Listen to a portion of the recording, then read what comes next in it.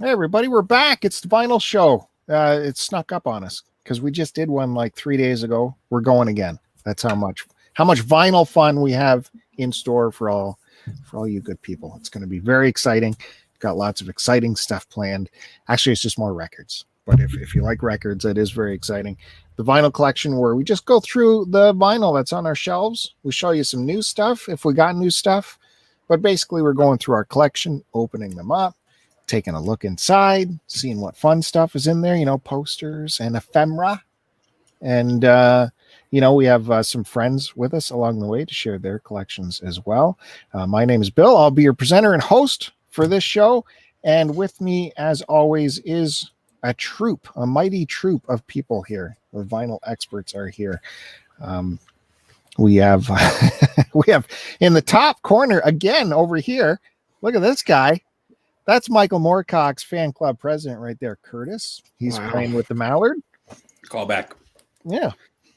And below him, we got Kevin Buried on Mars.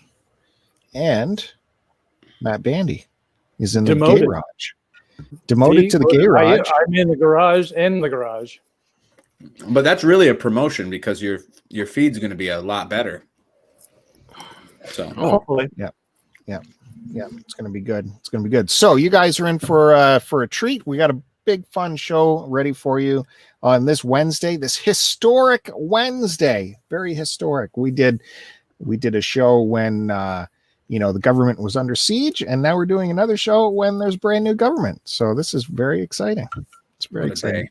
Hit the subscribe, hit the like button if you're watching this live. I forgot to even mention this on Twitter. So we're not going to have that tidal wave of people that come from Twitter, unfortunately. Yeah. Unless someone wants to do that for me, because I have 4 followers. My computer will explode if I do. So we got, like I said, we got the vinyl experts here, and check out this expert as well. Look at that. Nailed it. Look at that. So you're in for some treats there once that happens. Oh boy. Okay, Matt Bandy, what do you got on your shirt there? Make taxation. Theft again. You want no taxes at all? Not necessarily no taxes, less taxes. WeAreChange.org. Check them out. Oh boy. Oh, all right. You guys already have very less taxes. I just got to say. Your taxes, you're doing good. You're okay. Well, in California, they're really taxed though. California's got hell yeah, I think they have more than us because our taxes are we get rebates. We got ways to get money back in Canada.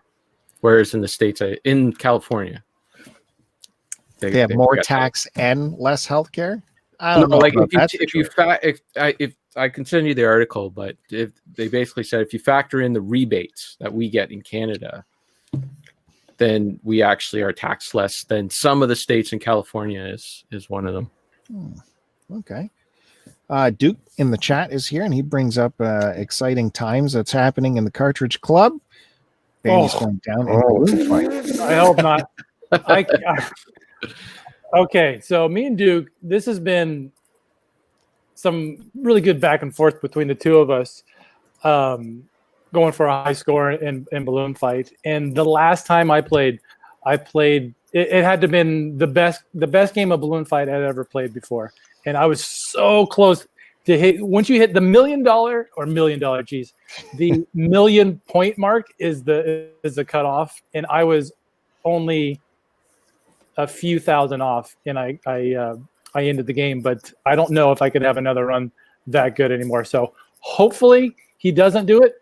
Duke, I want you to keep trying, but. Well, can I say you guys aren't the only two playing it? I as well as. Nice. Fight. I'm just not going to tell you my scores because I can't even come close to what you guys are doing. That is incredible, your scores. Today I broke 100,000 for the first time, and I thought that was impressive. And I got the little kid, my 7-year-old, playing it, and she's like a natural with it. And we were playing at the same time, so that was a lot of fun. She got really good at it. for such an early game, the physics and the AI of that thing are so good. It's crazy. It's such a simple Yeah, but game. they stole it from Joust. Yeah, I'm sure there's some inspiration from Joust for sure. But it's been so long Have you since I played Joust? I feel like Joust. that. Yeah, well, I've seen any birds in balloon fight, but Okay, palette swap, Matt Bandy. Palette swap. Maybe balloon fight feels like there's more weight. Fun game though. I love the game. I played it a bunch as a kid. It's fun to play with two people. Playing with a buddy, trying to pop their balloons. It's a great game. So simple. No story at all. You're just in there trying to pop balloons on weird guys with a nose mask. I was going to ask, is that one of the games that you can play like multiplayer online at all? That would be a perfect one. I don't know. On Switch, you might be able to. I haven't thought about that. It's possible. Because you and Duke could have a balloon fight throwdown. That would be great. That's a great idea. That's how I'm playing it on the Switch, on the NES. Right. Does it have online? Do you know? I don't know if it. I don't know. But there's no way. Could Duke really be getting those scores without knowing you can hold down the button to automatically flutter? Well, B button, you hold it down, you automatically go. Yeah, he says he played without using that. Oh, for a long time, I would always hit the A button instead of holding down the B button. That's a lot of buttons. Yeah, but now I've gotten pretty good at balloon fight, and so yeah, I'm. Once you get the hang of it, it's a lot easier to control. I'm just listening, man. I'm just listening. I've never played the game. I think I tried it once and it wasn't my thing. But I'm listening. Oh, it is fun. It is fun, and like Bandy says, physics are. What's made it more fun for me this go around is having a competition, having a goal to get a higher score than whoever. Otherwise, it's you play it once and you're like, there's no ending to it. It just keeps looping. But if you have that incentive, a challenge with somebody, it makes those old games, especially like the black box stuff, a lot more fun. Yeah, but you guys take it way out of the league, out of normal leagues immediately. I didn't realize how good Duke was at video games. He's really good. Anyways, welcome to the Vinyl Podcast. We're going to talk about vinyl. Normally we start with something vinyl adjacent, so that's what I'm going to start with today. Did anyone else lose Kevin, or is that just me? I'm seeing Kevin. He's a circle. Yeah, he's a cog right now, turning. Okay. Right when we got to vinyl stuff. Square, right? I don't know what he's usually rock solid. I don't know what's going on with him. I'm going to remove him for a second. Anyways, vinyl adjacent. I was in my local drugstore picking up some stuff. That's pretty much, we can only go shopping for grocery. We're in a full lockdown right now in Ontario, so we can only shop for groceries basically, or at the drugstore, which is where I get a lot of groceries. It's a Shoppers Drug Mart, and they do have movies there. So as I'm walking by, I just happened to glance over to the Blu-ray section, and they had, I kind of collect 3D Blu-rays because I have a 3D projection system now. So I'm trying to, collect those. And I found this there, Kung Fu Panda in 3D. Nice. That's a good movie. That was a waste of Canadian money. That's in 3D right there. Me and the kids love watching this stuff in 3D. That's got Jack Black in it. Right? Nothing against wrong there. Well, the movie's good. But the 3D thing, buying it because it's 3D. Why? 3D's stupid. I don't like it. I think it's a dumb gimmick. Well, it's got Blu-ray in there, right? It would have the Blu-ray and a 3D version as well. Yeah. Why? Spider-Man Into the Spider-Verse. There is really no other way to watch it but in 3D. It will blow your mind away. I saw it in 2D and it was just as amazing. So you don't really know what you've missed with that depth. Bill, I live life in 3D. I can imagine what I'm missing in that depth. They manipulate that depth so well in the Spider-Verse. It is. I bet they do. Absolute treat. Very exciting. I've never seen a 3D movie in my entire life. Really?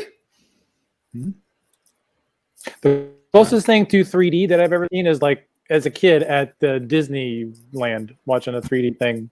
Oh, the But I've Captain never- EO? Yeah, or one of the other Honey, I Shrunk the Audience. That's the only thing I've ever seen in 3D. Yeah. Never feature length film. Well, it's like that, but feature length. They are fun. They add another layer of depth to what you're watching. But for animation, 3D is excellent because they really, work it for the 3D angle. Yeah, Kevin was there. Kevin's back. He's It on my side. distracts you while you're trying to watch a movie. He's You're very trying to watch a green. movie. You're trying to lose yourself into it, and you got this stupid 3D in your face all the time, saying, "Hey, look at me! I'm a movie." Okay, It's- there it- are it- those movies that do those gags, which can be all of them. distracting. It's No. like the old STC. STC. That's what he gets. The old CC thing, huh? Oh, there we go. Well, he didn't realize. And I'll move on. And another Blu-ray that was there. I have this on DVD already, and I probably brought it up on this show, but I saw it there on Blu-ray, the Festival Express for $7 on Blu-ray, which is a little upgrade for me. So, do you guys remember the Festival Express? When I remember you showing it. Yeah. So there was a Canadian tour in the 60s, shortly after Woodstock, where they got together Grateful Dead, Janis Joplin, the band, Buddy Guy, a couple other people. They threw them on a train and dragged them across Canada for a tour.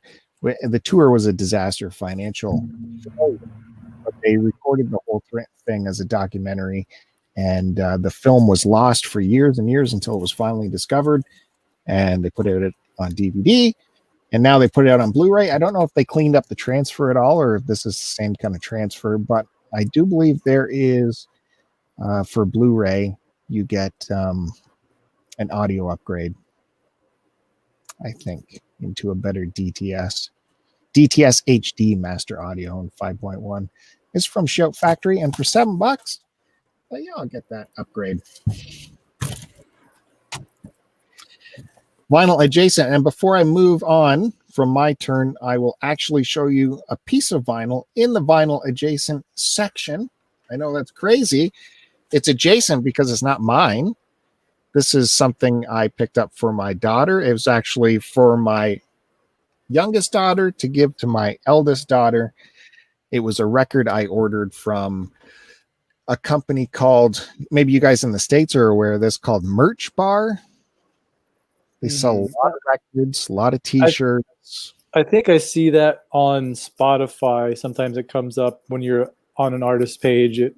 It directly links like to that to buy merch from, from the band or whatever. But I think from what I've seen, it's pretty expensive.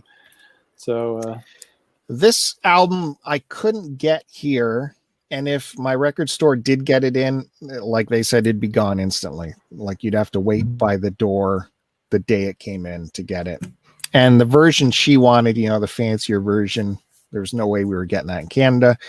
So I sent away with this Merch Bar, and don't shop from them, especially us Canadians. I ordered it November 25th. They didn't even put it in their mail system until like 10 days later. And then, it sat around in the States. I got a tracking notice on the 24th of December. This was supposed to be a Christmas gift. The 24th said it was at the border somewhere. And then there was no more tracking until January 10th after that. And then it disappeared again. And then we finally got it this week, and their customer service was McLousy. They said, we can't help you until it's missing for at least 60 days. I'm like, oh yeah, of course. Shipping it all the way to Siberia, of course, Nonetheless, so it missed my daughter's Christmas. It missed her birthday, but it did finally come this week, and she's letting me show you guys. Do you know what the kids are listening to nowadays? Didn't you say it was some Harry Styles? Look at Matt Bandy. Matt Bandy knows his stuff. Well, I pay attention, Bill. He does. Look at that guy. Oh, that's a dude. That's Harry Styles. he was in, what was some boy One band? Direction. One Direction. Yeah, that one. All right. So let's open this up. You can see how deluxe it is. It's a nice glossy cover. I was really afraid that when we got it, it'd be damaged because returning it would just probably be an extreme nightmare. What was the price of this thing? Oh, I don't know. Oh, hello. That's you're gonna give your daughter that ephemera? She's 17 now. What was the price of this thing? Okay, so off the rack, it wasn't terrible. It was like 37, $40, but then once you add shipping and Canadian or US dollars? US. Oof. Oh yeah. Add shipping, add the the money thing, it was turned into $70 for us Canadians. But like I said, look at it. It's got a full-size poster we'll open up in a minute. Oh, yes. You don't see that nowadays in vinyl. And look at this vinyl here. Oh, whoa. Jeez. You want any songs with that vinyl? They call that this is called Coke bottle. Coke bottle vinyl right there. So anyway, she was extremely happy with that. That's all that matters. And I'll show you the poster. Like Kevin wanted to see that again. Think he's doing the tuck there? And it's on pretty thick stock here too. Very impressive. Oh, Jesus! Did you rip it? No, nothing happened. Show's over. There he is, right there. Can you imagine if she did that to one of your posters? Oh my goodness! Oh my God! Nothing happened. What are you talking about? Is that a pilgrim hat? What's he wearing there? Was that your pants? I think those need to make a comeback. The pilgrim hat. Like, why did they go out of style? I don't get it. That chair was kind of cool. That looked like a heart. So there you go. There's my opening. Can you open that up again, please? We're done opening that. That's enough. That's enough of that. But hey, you got a piece of vinyl within the first 15 minutes of the show, and we welcome now Chris Roberts joining the show. Look at that! He rocked the camera towards him. Love it. Yeah. Hey, what's up? Hey, it's good to see you. Hi, good to be seen. What's going on? I just finished. I saw you rip your daughter's poster. That did not happen. Yeah.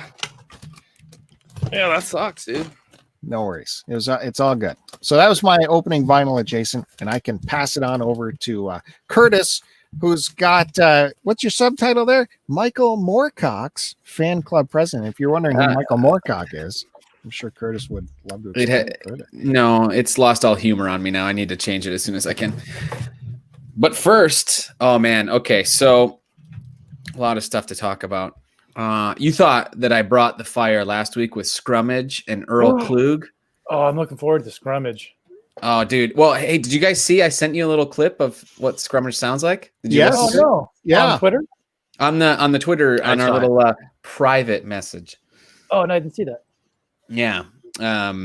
So yeah, Scrummage. What'd you think of Scrummage first off? I thought it was great. I didn't hear it. You want me to try and play it? Yeah, please. Okay. Let me try this. It was just like a little 30-second clip. It was the best I could do. I can share that somehow, and hopefully you guys don't see too many of my private messages. Share audio. Share. Okay, are you seeing? I'm seeing. Close Pornhub. Can you hear? I don't hear anything. Oh, I can hear it. A little bit.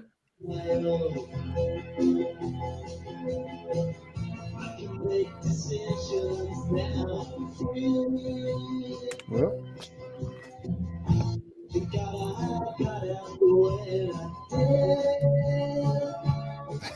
Sounds like Elvis Costello. It's good. It's good. I didn't groove. know what I was gonna expect, but like the music is really good. It's catchy. I mean, the lyrics are pretty standard, but nothing brilliant. But the music's good. I dug it. Okay. I listened to one album that you guys recommended. It was that Megadeth one, right? Rust in Peace. Rust in Peace. Yes. Didn't really do anything for me. No. It was okay. It was okay. I'm like just right in the middle on it. Like it didn't offend me. It just didn't grasp me. Like I remember when I listened to Iron Maiden, like I thought, whoa, I really dig Iron Maiden. Like this is awesome. Megadeth did not do that for me. All right. So anyway, like I was saying, bring in the fire this week. So I've been doing some cleaning, finding some old CDs of mine, and I found some glorious ones. So this first one's got a nice little story for it. It's Fugazi. Oh, nice. There you go. Yeah. So, You like Fugazi? well, I've listened to them. But so how I got this CD was I was in a little film called Terry with Mr. John C. Reilly, directed by a Mr. Azazel Jacobs. And Azazel, when I first got to set, he was giving everyone gifts, and he gave me this CD, and I was like, oh, cool. Like, I thought it was kind of weird at the time. I was like, why is he like a CD? Like, okay. I mean, cool. Hey, thanks. Good to be here.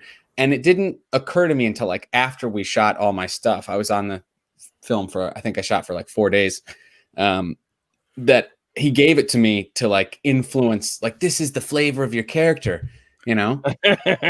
Oops. Completely did not listen to it at all until after. And he's like, why doesn't this fucking guy get this? And I watched the film and I'm like, boy, that I did not at all capture the flavor of Fugazi and how I performed that character. But that's how good is that bass line to Waiting Room? I'll tell you what, not bad. I was actually because I got it out today. I was listening to it today. It's good. I dig it. Much better than No More Waiting, or what? No, not No More Waiting. What the heck was it? The one you postmodern. Oh God, I don't remember that. Punk. Modern Life is War. Modern Life is War. So, Ian MacKaye, who is in Fugazi, was originally in Minor Threat, which is like one of the most influential bands on me. And I've shown some of their records on here before, but yeah, they that was like definitely like that was kind of like the beginning of what's called post-hardcore or post-punk. Right. Well, they are much more palatable. Mm-hmm. Yeah, I dug it. Yeah, that's okay. a good starting point for them.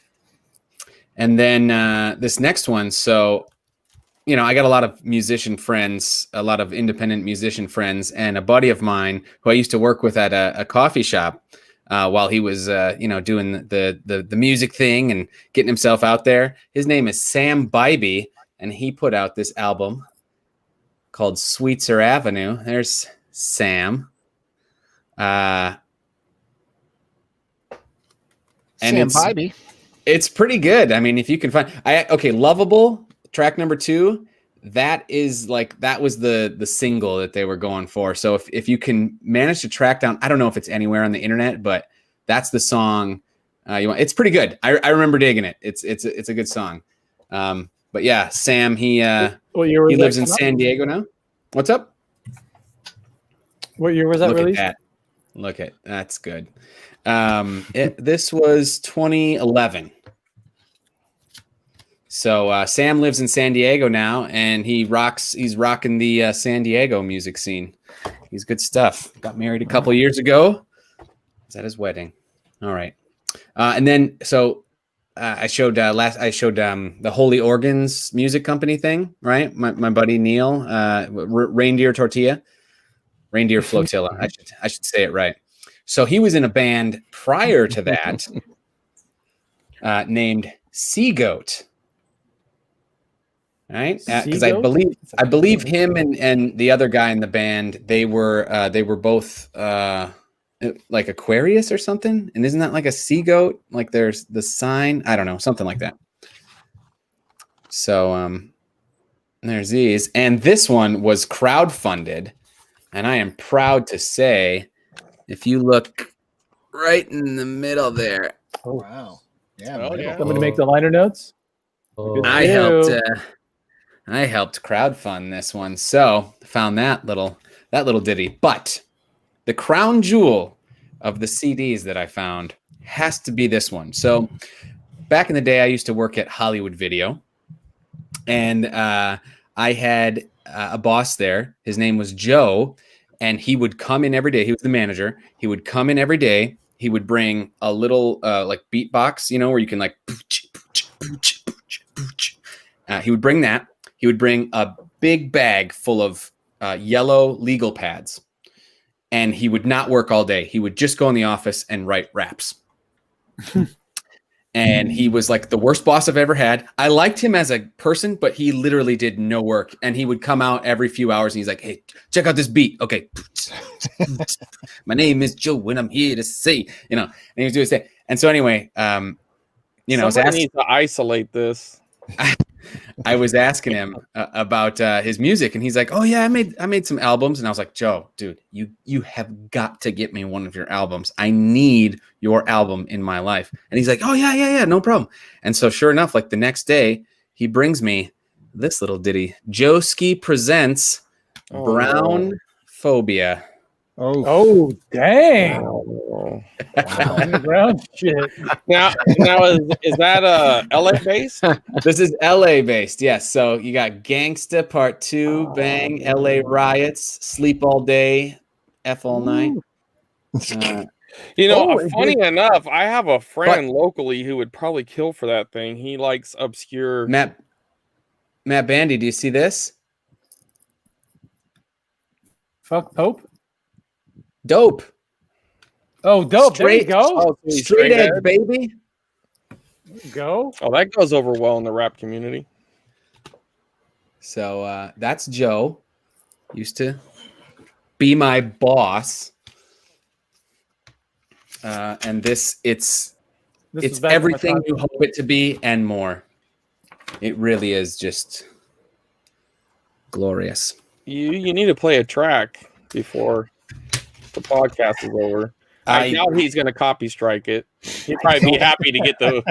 I don't have any way to do that, but that CD image was cool though, with the gun, with the spindle hole. Oh yeah. So stay tuned. Oh, he's talking about on the CD. Yeah, the CD. Oh, the middle of it was very the barrel. creative. Yeah. Look at that. There you go. So I don't know. We might have to figure out how to get Joe on a future vinyl collection podcast, because it's everything you want and more. We got to get that. Well, I don't know why half of our viewership disappeared in that last segment. 'Cause that was killer stuff. That was good stuff. Hey, I bet Deke is still here. It's good to see you, Deke. Thanks for coming on by. He thought he heard something rip on the poster as well. That was nothing. That was bad connection. You're gonna have to order another one. I'll have to get you to ship it to me because it'll be quicker. No. Anyways, let's move it. Are you done, Curtis? I'm done. Okay. I'll pass it. That's over this guy. Vinyl adjacent. So we'll keep it on going over to Matt Bandy. He got himself up with the mallard now. Oh, he froze. That's a great image. Put that and put your little rap that you did earlier. What's with the connections today? Jeepers. Connections are rough. Yeah. Okay, Matt, you're up. You're there? God damn, he's frozen. He's in the garage. He shouldn't be frozen. All right, Kevin, how about you, big guy? Sure. Hopefully Mike can. Oh, this isn't going well. Damn, this is not good. You too, eh? A little bit. Yeah, you've been really bad all night. Yeah, I don't know what it is. Nobody's on the internet. Your audio is good. There's just no. Maybe I'm you not need getting to, video. maybe you need to reset your router or something. Except for me. Turn it off and on. Yeah. Damn, that sucks. That was I was really hoping we were actually gonna have some vinyl on this first. that was a nice inside Dude, jab I did at Kevin too, calling him big guy. He hates that. And I'm like, my next Yeah, it's pickups are like, I can't wait to show Kevin. Are you guys screwing with me? Am I? No, we're not. No, you're terrible. Promise you, Actually, man. I'm not here. And that's Yeah. weird because you never usually have a bad connection. No, I'll you're try to usually really good. And your lighting is exceptional today, Curtis. Thank This you. is the best lighting you've had the Oh, whole yeah. time. He's Well, like a pro zoomer. I'm getting there. I'm getting there. I'm not trying to insult you. I'm being honest. It's really good. He's got the books, like Yeah. pro zoomer here. Yeah. It's I fun. got Well, the, I'm gonna hold off on my main pickup. I was hoping everybody would be here for it, so I guess I'll hold off on that one. Yeah. Oh. Well, what are you going to lead with today then? Shit. I don't know. Hey, now.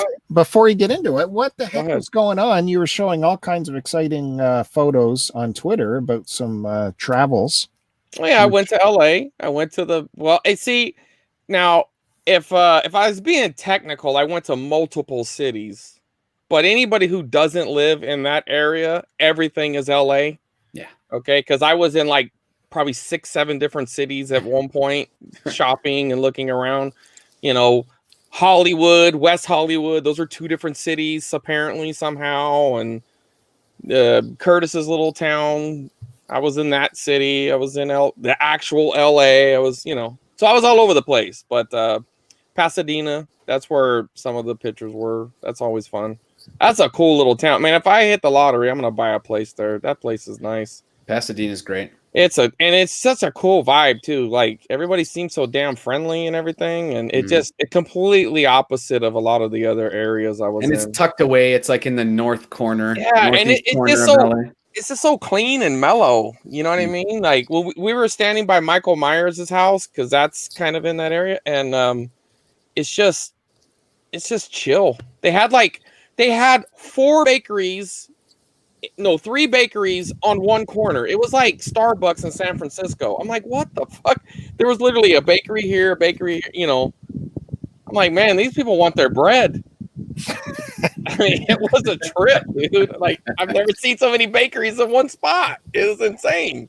It was like crazy. But yeah, I had a good time. Got to chat with Curtis for a little bit. It's always a little awkward at his job because I don't know when the welcome should be up or not. So I try to cut it a little short. You were great. Your timing was wonderful. Yeah, I try to be because, I mean, plus it's such a small store now because of COVID.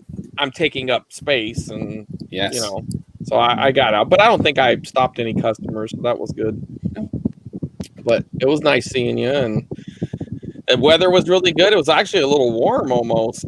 I mean, for LA weather, it was like 88, 89 degrees. It's been super hot. I've been wearing like shorts and a t-shirt all week. I know. It was insane. Like I had I was prepared for it to be a little, but I checked the weather. I got shorts on now. See? That's LA. Yeah, see, Bandy's got shorts on. God damn it.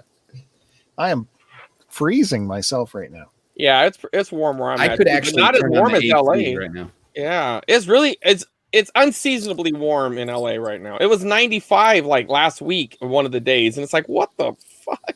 Yeah, it's too damn hot. Yeah, especially during the middle of winter. So anyway, there he is. All right, so my first big pickup, I just picked this up. Now, this is a callback to a couple of weeks ago. Now, I don't know if you guys followed through on your end last week. I'm assuming you didn't. You got some cheese? I got some cheese. Yeah. All right. That is a massive brick. Yeah, and it's habanero jack. Oh, that's some good stuff. This is actually locally made. I mean, you can even see like it has a time stamp on it and everything. Apparently, this is like 5 pounds of cheese. That's a lot of cheese. Which is a lot of cheese. So I will be bound up. I'm gonna have to offset it with some X-Lax or something. That's an insane amount of cheese. Yeah, and my son cut some of it off. He cut the cheese, so I'm assuming this was actually bigger. So this might not be the full 5 pounds. I think he might have took 1.5 pounds because I'm assuming it was over to here. But either way, that's probably at least a good cut. 3 pounds of cheese. Yeah, he don't. Oh yeah, you could break a window at the Capitol building with that brick of cheese. You could storm the Capitol and maybe overthrow the government with this cheese. Maybe. Possibly. Amazing. So yeah, 3 weeks ago we had a cheese conversation, and it was floated out there that we should just do an all cheese episode. We're just gonna make this a cheese podcast because we're all running out of records. So not Kevin, obviously, but I'm in the end. Not Matt too, because Matt's constantly getting them. But I feel like me and Curtis is gonna run. I've already ran out of new records. I do have 2 on the way, so little spoiler. Well, I'm excited. Alert. I'm excited. Yeah, because I think one's one you don't have, right? I showed it to you. You have one, but I don't think you have the other, do you? No. So you're gonna be super jealous when I get that. Super. Yeah. So that totally reminds me. Oh, go ahead. Sorry. Nah, we're just bullshitting. It's cool. I was gonna say I was at the record store today and I found a Bob Dylan bootleg record, and I was gonna send Bill the picture to see if he had it. Oh, probably not. Because I could go back and get it if need be. Well, what was the ballpark on the price? I think it was like 37 or 35. Sure $70 Canadian. Yeah, for that kind of coin, you better make sure he doesn't have it. All right, I just sent it to you, Bill. It's there was nothing on the back. It was $30. So I got 5 of these in the mail from. Now let me tell you something. If anybody ever out there wants to send me these are cool, and I appreciate it. I'd be more than happy to reimburse you. But if they're free too, cool. But if you're a smoker, man, it's the thought that counts. All right. He's a cigar smoker, which isn't as offensive to me, but I already got 2 of them kind of in a bag. I thought I isolated it, and I had these just kind of sitting out, and this guy must have smoked like 5 million cigars a day, and he does claim sales constantly. I'm thinking, oh my God, everything he must be, people must be secretly pissed because this guy sells a lot on Instagram, and it was very thoughtful of him, and I do appreciate it. I truly do, but I'm going to have to do the vinegar thing because I thought I could do it with this one, I took 2 of them and I stuck them in this with dryer sheets. And sometimes that'll suck out smoke, but I haven't opened it yet, and I'm going to let it sit for another day or 2. But there's another trick where you take vinegar and like you put it in a box, like in a bowl, but then you put the bowl in a box and you put the things in it, not in the vinegar, but in the box with the vinegar. And that I've had some really good success with that. So I'm going to have to do that because there's no way this shit, I don't even want it in my house, honestly. But if it was cigarettes, I probably would have just dropped them off at the thrift store or something because this shit's gross. I could almost tolerate cigars, but when I was in college, I used to take dryer sheets and put them in a like a dust cup. No, a toilet paper tube. For your butt? No. What am I missing here? Come on, Chris. I know what you're talking about. It's all okay. right. You're fucking around, bro. All right. I wish someone would explain it to me because I don't know what you're using it for. You're putting the dryer sheet inside the toilet paper. Is this like a sexual? Tube? Like in the tube? You put it in the empty toilet paper roll. You stuff it full of dryer sheets. Then you put a dryer sheet on the end of it. Then you blow your smoke through it. It's like a pot filter. So they don't know you're smoking weed. Right. This This was before he was straight edge. Of course, he doesn't do that no more. There's no way that works. Hey, it's one of those things that people try. Another thing is just to like blow up something, but then you'll have like 50 balloons. I mean, it just depends on how much you're trying to smoke. Like if you have some balloons. Yeah. You're talking dorm room, right? You were in dorm? Yeah, no dorm. Yeah. Yeah. Okay. All right. Well, anyways, one other thing I'll show and then we'll move on, and I got other crap for later. But this is, I think it's like the rarest copy other than maybe like a prototype or something like that, but like an actual retail copy of Mario Duck Hunt. And it's from Korea, which, you know, I mean, spoiler alert, it's right there. But in different territories, Nintendo didn't actually distribute it. Like up in Canada, it was Mattel, and some other countries it's Mattel, and it'll actually say Mattel on the label. But this one was distributed by, and I don't think it was the Hyundai car company, but the name of the company was called Hyundai Comboy, like COM, like I guess it was like Computer Boy. And yeah, so this is pretty rare. Like, did it have a box to it? No, because it came. They had I guess they had a version of an action set. So as far as I know, there's no box. But if it is, it's probably so rare. Like, to give you an idea of the rarity of it, I mean, there's one on eBay and no completed sales. I can't find any history of sales. Even Google searching it, I can like maybe find one image on Google, which is really weird. I used to remember a good Korean thread on Atari or Nintendo Age, but you know, now that's gone. So I really don't know how to get any more information as far as how many was actually made. But I had put up like an in search of ad kind of on Instagram for just like different code variants. You know what I mean? Because like some of them be as simple as just saying like this one, it just has like, this is the Canadian version, and like right here at the very end it says, you know, CAN instead of USA. So I was just looking for stuff like that because I have a few from other territories. And then this guy's like, hey, I got this Korean version. And I was like, damn, I think that's pretty rare. And so he showed it to me, and he had it, and he hooked it up. So that was really nice of him. Didn't we see a boxed Korean NES that one time? We did, and I am kicking myself for not buying it. I didn't realize how rare it was. And I think, if I'm not mistaken, I only think he wanted like 200 or less. And then, honestly, that's a steal. From everything I'm seeing, that's probably... It was a cool looking box because it was like blue. It was just weird to see that. And of course, it had like Korean or I'm assuming that's Korean characters. I don't really know their language, which I know that's a shocker, but I'm assuming that's Korean. But yeah, we did see that at I think it was at Retro City Fest. Yeah, it was. Yeah, and I wish I'd have bought it now. I bet you that thing wouldn't be sitting there for that price. Yeah, I remember you contemplating that. Yeah, I was thinking about it, and I don't know. I must have talked myself out of it, but that was a bad move. Anyway, so that's my first go around. Maybe we can get to some records, right? Records in the first hour? Maybe. We saw one. That's right. You got yeah, but you destroyed it. That's not true. You're gonna have to order another one. You said it took you 2 months to get that one? 2 months, yeah. Uh-huh. Crazy. All right. Matt Bandy, you've been steady as a rock since you've come back. Good. Yeah, I did some finagling and hopefully fixed what was going on. But I got some vinyl adjacent stuff here. I'll go quick so we can get into the records.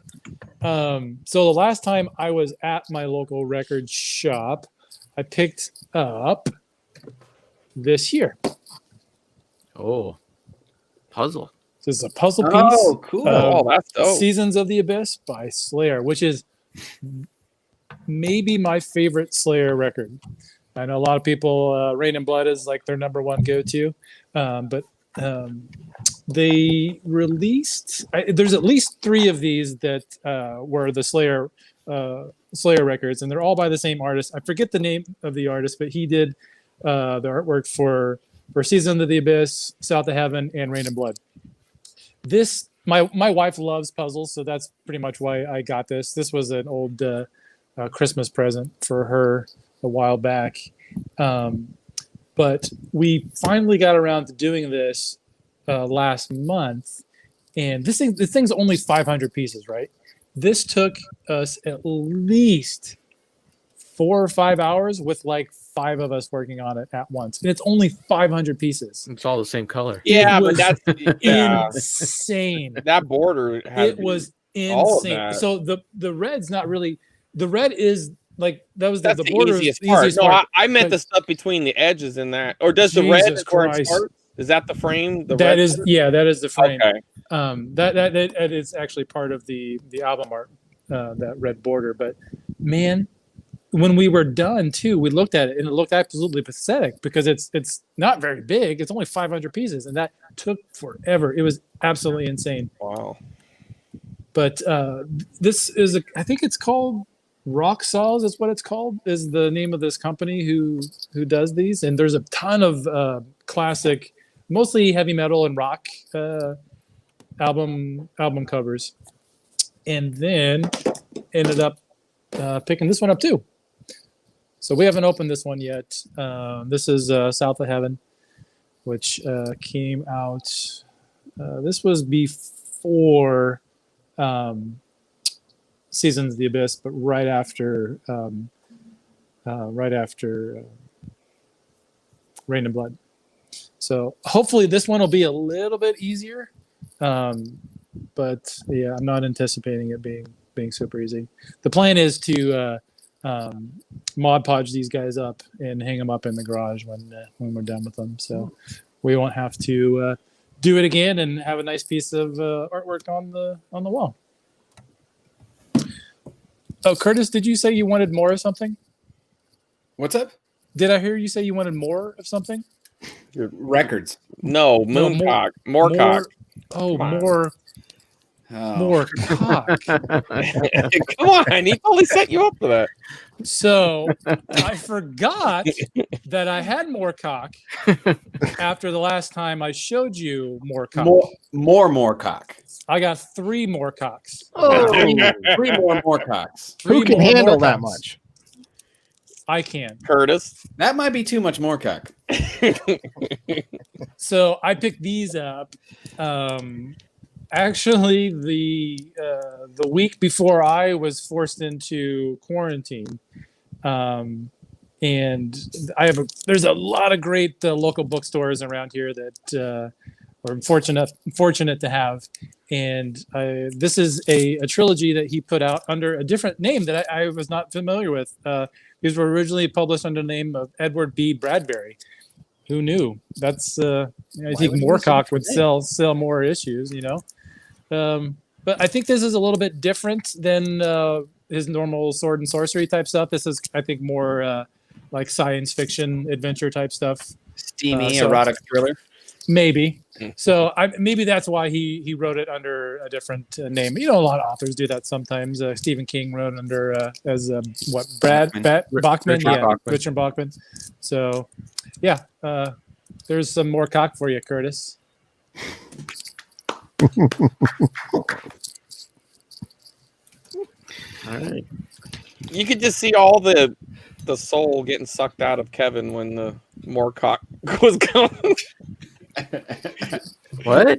It just felt like you were just like, how the fuck did I get we're talking cheese and more cock? What the? I'm fine. No, I'm really tired. I had a very long day today. It started.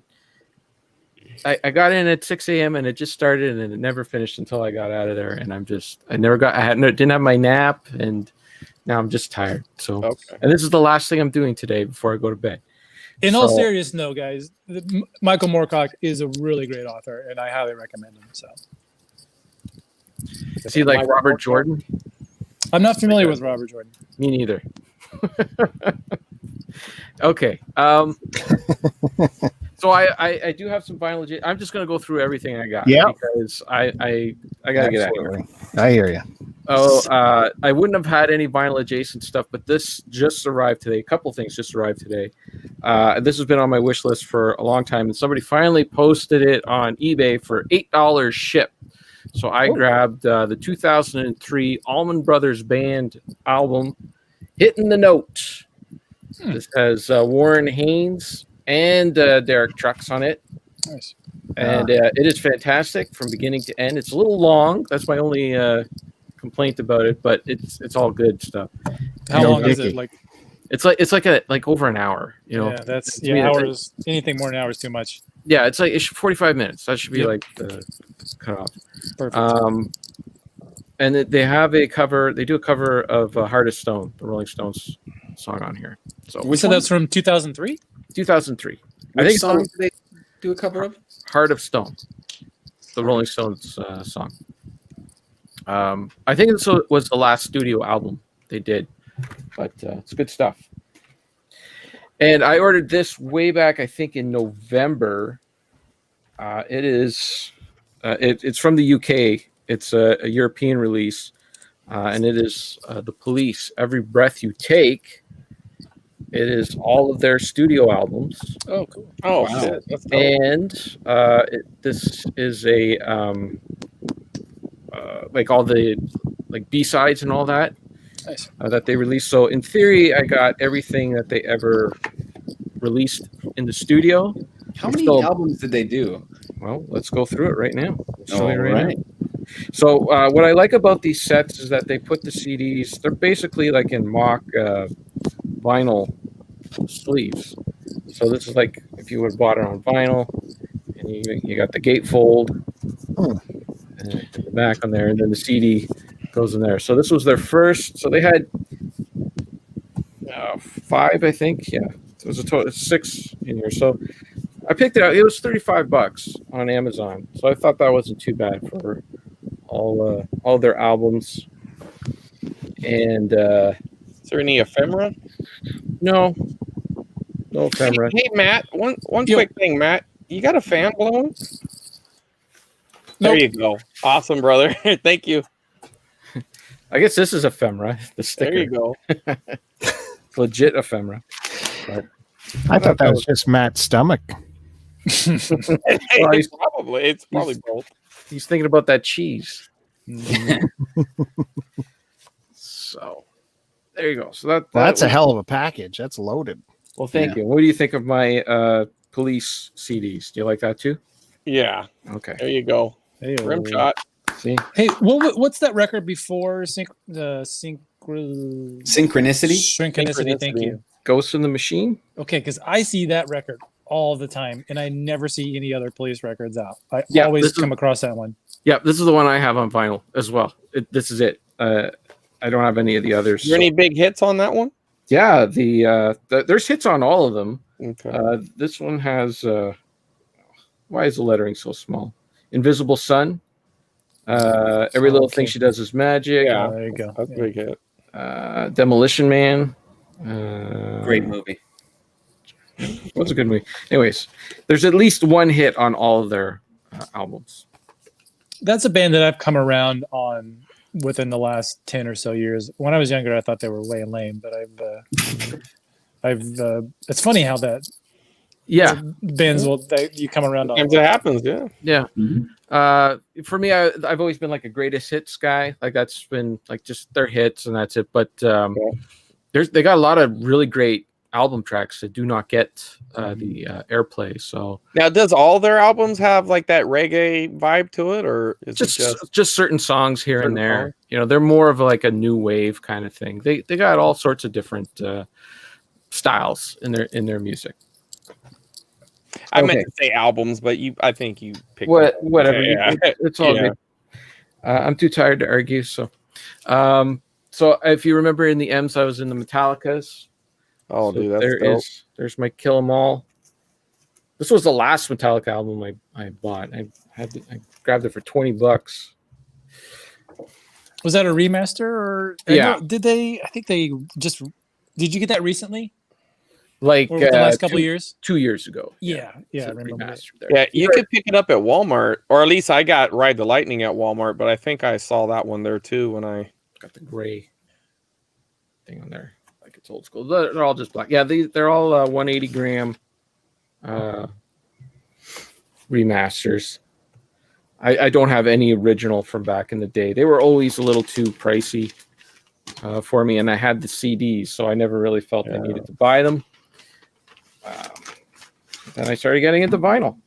I was like, well, you know what? And I think I showed this before when I bought it. I didn't buy it that too long ago. Ride the Lightning. So maybe this was the last one I bought. Oh, don't look at that code. Too late. Oh, it's already there. It's already done. on the internet. It's gone. I think I'm pretty sure I've used all of these. I got Master of Puppets. Cool. I'm not gonna take them all out. None of them are gatefolded. And then I got Injustice for All.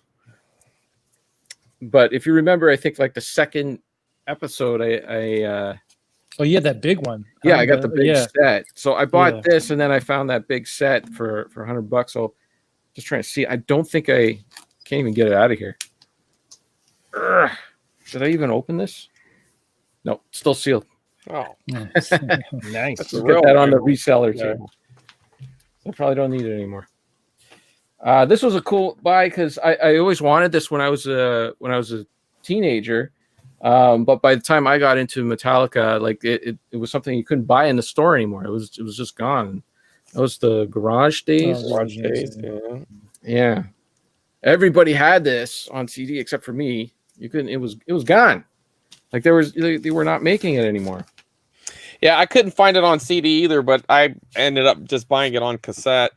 Yeah, I think they just re-released the cassette version of that not too long ago. Yeah, now they've re-released it so many times you can get it, but for the longest time in the 90s you couldn't. So then when they came out with that Garage Days, or Mhm. Garage Inc., big double. That had the original, like they had re-recorded versions of it and the originals on that.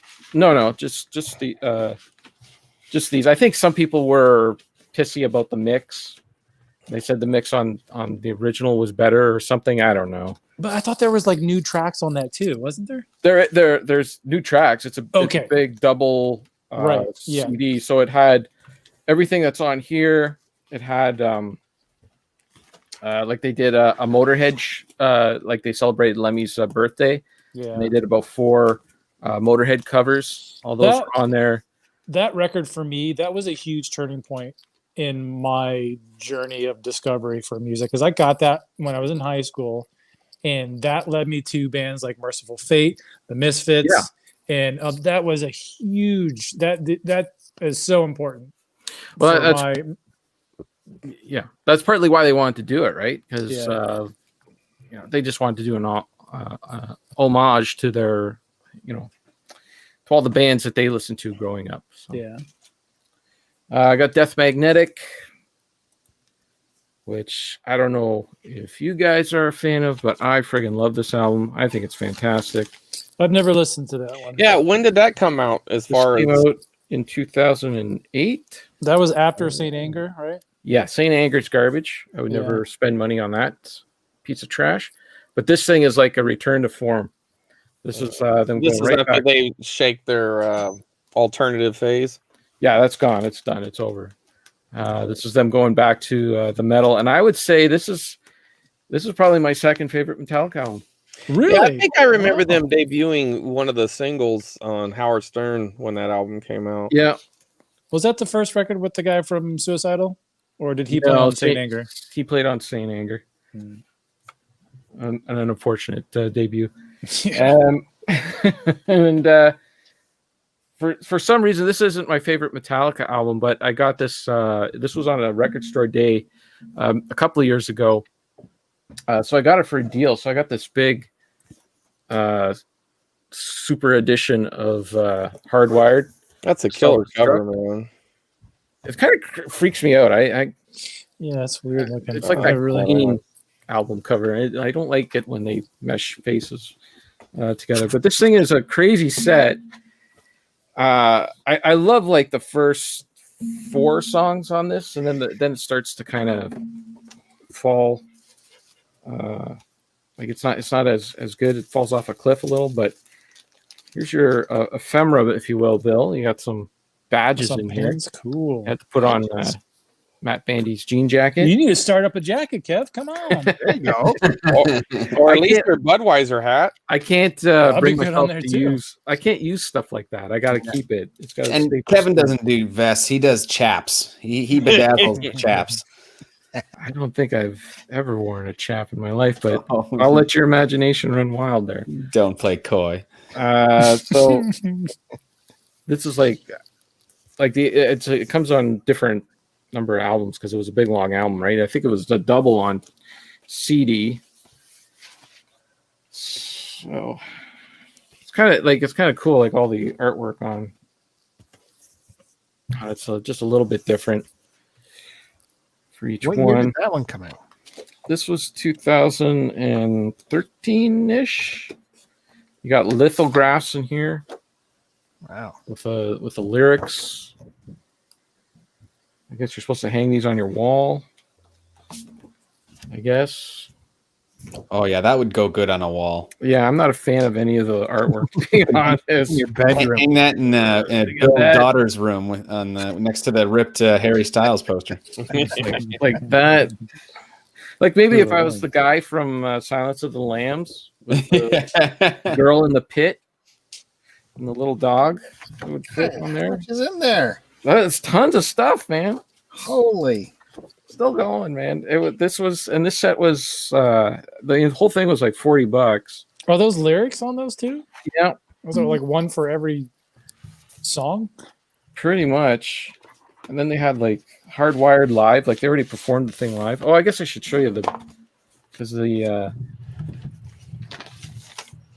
do have the splatter effect on the vinyl.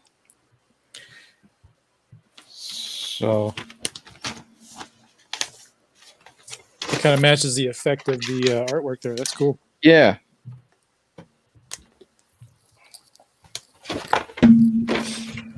So while Cool. we're talking about Metallica here, did you happen to see a buddy of mine sent me a mashup the other day of a Huey Lewis in the News song, which I'm blanking. Did you watch that? Yeah, I've seen it. Oh my god! it's Hip to Be Square with Yes, Enter with Sandman. Enter Sandman. Oh my god! Really good. I That's love insane. those. It's insane. It blows my mind. There was Really? another one with John Lennon's Imagine and Van Halen's Jump. Okay. That one was a really good one. Check that one out if you get a chance. Yeah, I found the Enter Sandman and Hip to Be Square didn't exactly match as well. Like it didn't. I don't know. I just like Huey wandering around the stage waiting to come in. So there was so much music on this that like they just gave up with the vinyl and it just finished it off with a CD. Just said, "Here, take all the rest with the funny. CD." So there's like a live shows on here and that. It's cool. It's a cool You set. recommend that? I mean, I would recommend you listen to the first 4 songs, and I mean the beginning of this album is like really fantastic, and then it just kind of loses speed. So, I mean, I wouldn't recommend buying it on vinyl or anything like that. Stream it, see if you like it. You know, if you like it, then buy it. Why'd you get it? Because I was at a store and I didn't have it, and it was a record store day, and they had it on sale for $40 for this whole thing. So it was like kind of like the deal was too good to pass up. It was like 3 discs and all this stuff. So I said, what the heck? I'll grab it. So you have a few of those kind of boxier sets. Do you keep those with your records, or do you have a special, like at the end of your records, you have all your boxes, or do you keep them with in alphabetical order? I keep them with. Is that the right thing to do? I have no idea. Yeah. I keep them with as long because as long as they fit. I do the same with CDs. I got big double CDs and all that. I leave them with the regular CDs. There's like some box sets that don't fit anywhere, so I just kind of put them with books. Because they're just too big, like the long box stuff and that. Okay, and I just want to quickly show 2 more things before I go. I got to do some CanCon here and put some Kim Mitchell on here. Because I know Bill hates Kim Mitchell for some reason. But he's awesome. I don't know who that is. This is Kim Mitchell. Go for soda. Go for soda. Yeah. Talk about Buffalo Bill or whatever. Yeah. Silence of the Lambs. That's when he had tons of hits. So this guy had tons of hits in Canada in the 80s. And before that, he was with Max Webster, who I talked about before on this show. Remember Bill's missing sleeve was this guy's band, Max Webster. And then he became a DJ on the local Toronto radio station. And then he had a heart attack. Did but he? he's still around. Yeah. But that was the end of his doing the DJ stuff. So he's back to doing music. But this was his other big hit, big album in the Rockland Wonderland from 1989. It's good stuff. Stevie Ray Vaughan thing going on there. Yeah, I guess so.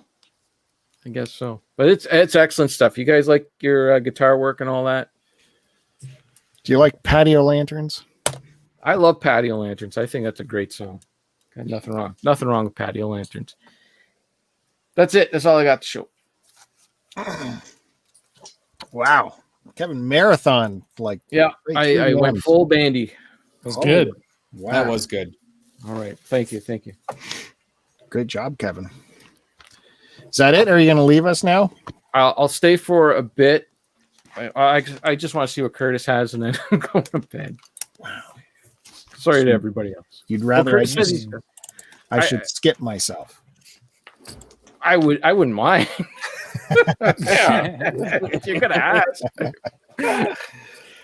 Wow. Okay. Well, I'll do that. But hey, I'm going to do a live unboxing. I just realized that this Festival Express is brand new. Maybe there's something really cool in there. So There's hit not. I got subscribe. it. I have the same thing. There's nothing in there. Spoiler. Aw. I want to go to bed. He's like, let's just get to Curtis. Oh, look at this. Oh This my is built up gosh. too much now. This is built up. It's going to be disappointing for you, Kevin. Pizza Hut coupon. Holy. I think there's McCain fries. I think. Look at that. See? Yeah. It's got a nice goodness. disc in there. It's got a photo in the disc tray. Oh, that's cool. You know, I like that. It's a reversible cover, isn't it? It's amazing. That would be reversible. Yeah. Okay. Sorry, Kevin. Wow. Moving on to our main star, Curtis. Yeah. This has been built up too much. It's only going to be disappointing now. So I had to run some errands today, and I thought, I'll swing by the record store. And I literally got back from the record store like 15 minutes before we started this. So I was like rushing to like, so I have not, all this is sealed up stuff. I picked up Where's Freak Beat at? 3. Is that in Hollywood? It's in Sherman. It's in Sherman Oaks. Yeah. So this was the one that opened the floodgates, because usually when I'm at the record store, I'll look around, and unless there's one I really like want to get, I'm resistant to spending money, you know. But once I get that first one, I'm like, screw it. Well, now I'm spending money, so let's just go for it. And this was the one that kind of broke that wall down, because it was only $5, and it's in terrible shape, but I couldn't say no. Ooh, silly. Oh, Who said that? looks like a little water damage there. Oh, a little bit, yeah. But you know, I was like, oh, this is for $5. I'm willing to take a chance that it's, you know. Oh, That's there's the ephemera. That's the trending album, right? Because Ooh, what is that stain? No. There's your thumbnail, Bill. Curtis gets the thumbnail 2 weeks in a row. Oh no! Well, I didn't get the thumbnail. Earl Klug got the thumbnail. So you know, not bad. For $5, I'll give Fleetwood. Well, what's the big hit on that? That's not the one with Dreams on it, right? It's got everything on that. This has a lot of stuff. It's got Rhiannon, Landslide. Oh gosh, Wow. I don't know. Here's the. It's got the guy with on the skateboard. Yeah, but that's not on there. Oh, it's not. Oh. It's a good record. Rumors is the one that came Yeah. after it. Yeah, and that's the one that has That's got a bunch. Dreams on it. That's not Rumors. What is that album? No, this is just Fleetwood Mac. It's like self-titled. Oh, I thought that was Rumors. No, it looks like Rumors, but Rumors has a It's a similar thing, but it's different. Yeah. This is the one that preceded that. Yeah, the one you're talking about though, because he played that one, you know, their big hit, and with skateboard Dogface. Yeah. But to be honest, dude, Landslide, I friggin' love that song. Yeah, the Dixie Chicks cover's better. Way better. All right.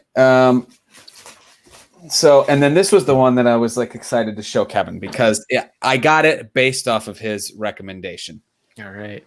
I rarely do this, but I was willing enough, because I like this person enough that I was willing to take a Kevin recommendation and get it blind.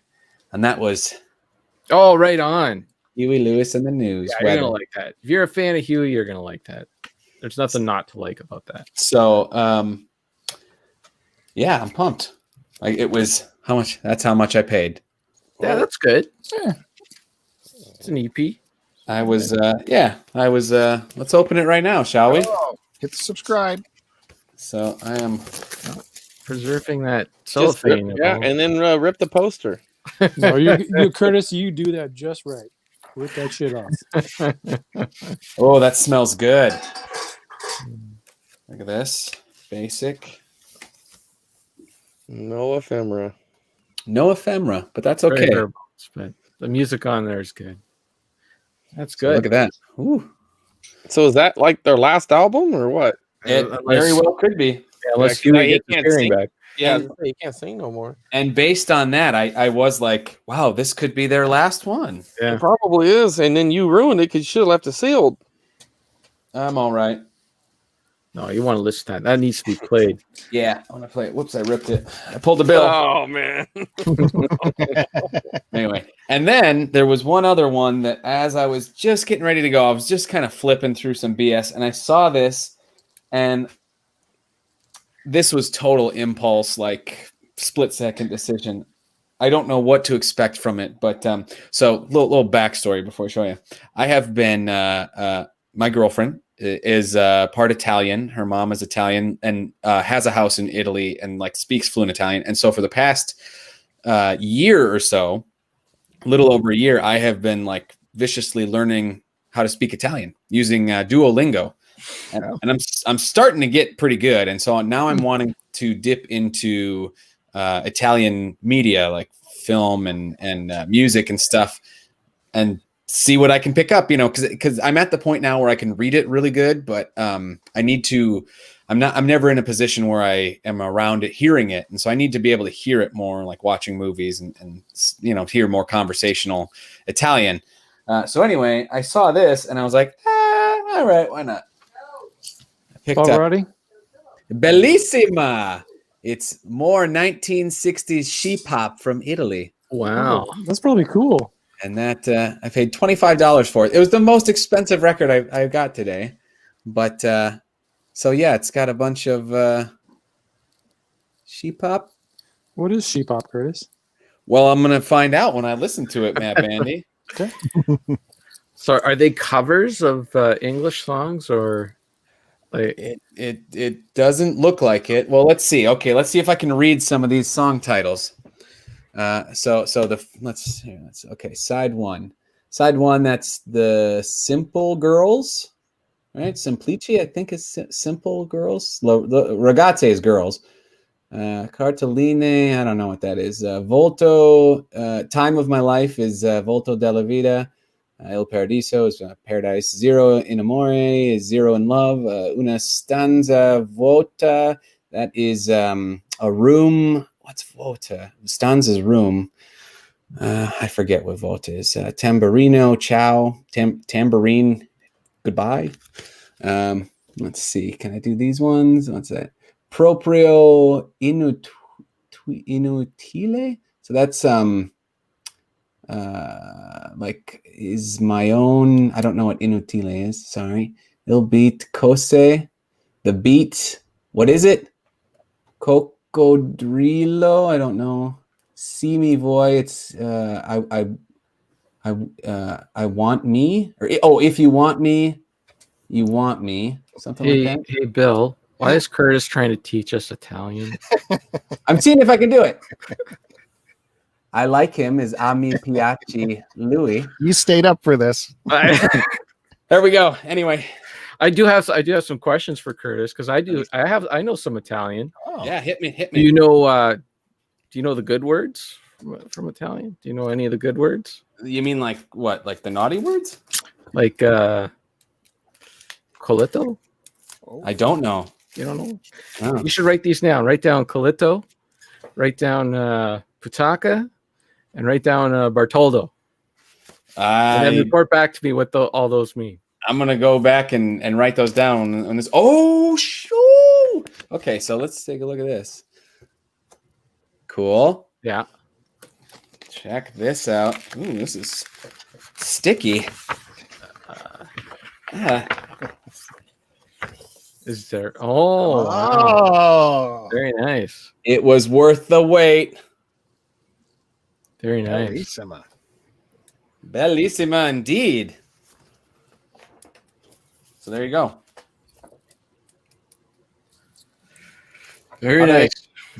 nice. That's what I picked up today at the record store. See, underwhelming, wasn't it? No, that was good. That Huey Lewis was worth it. Yeah, I'm excited. Like I said, I got home like right before we did this, so I haven't even had a chance to listen to it yet. But I think I picked up a steak today, some wine.